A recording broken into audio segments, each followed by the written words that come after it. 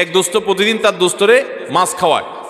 তো যে দোস্তরে মাছ খাওয়ায় সে দোস্ত বলে, দোস্ত প্রতিদিন তুমি মাছ খাওয়াও, এত কষ্ট করো, তো এত কষ্ট না করে কোত্থেকে মাছটা ধরে আনো, আমাকে দেখাই দিলে আমি তো নিজেই ধরে খাইতে পারি, তোমার আর কষ্ট করা লাগে না।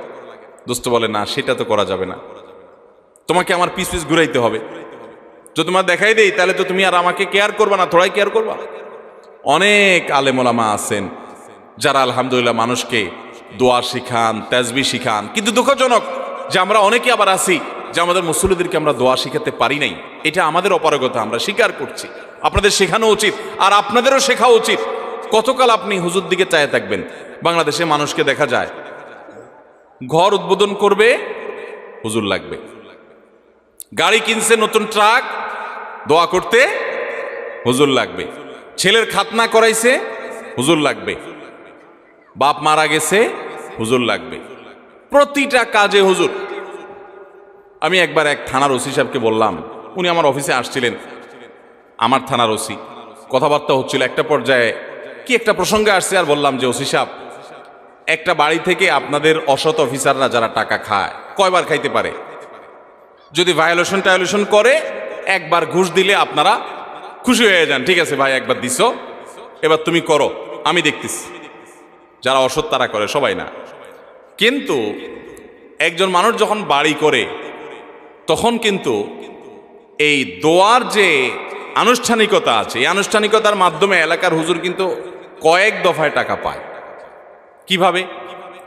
আমি দেখেছি যে অনেক ইমাম সাহেবদেরকে দিয়া প্রথম কোপ দেওয়ায়, যে বহুতল ভবন হবে এখানে, হুজুর প্রথম কোপটা আপনি দেন, তাহলে হুজুর সেখানে একটা টাকা পাইল। একবার হইল নি? এরপরে যখন ছাদ ঢালাই হয়, সেন্টারিং হয়ে গেছে, যখন ছাদ ঢালাই হবে, আবার হুজুরে ডাকে, হুজুর আপনি একটু দোয়া করে দেন যেন ভাঙে না পড়ে। দ্বিতীয় দফা হইল নি? এরপরে ছাদ ঢালাই হওয়ার পরে বিল্ডিং যখন কমপ্লিট হয়ে যায়, এবার প্রতিটা ফ্ল্যাটের মালিকরা আলাদা আলাদা করে দোয়ার আয়োজন করে, আবার হুজুর দোয়া পায়।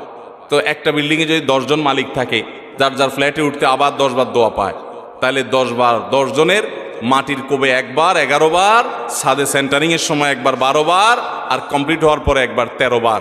এরকম 13 বার, 14 বার, 15 বার, 5 বার, 10 বার পর্যন্ত একজন হুজুর টাকা পায়। ওসি সাহেব আমার কথা শুনে ফেল করে চেয়ে রয়েছে।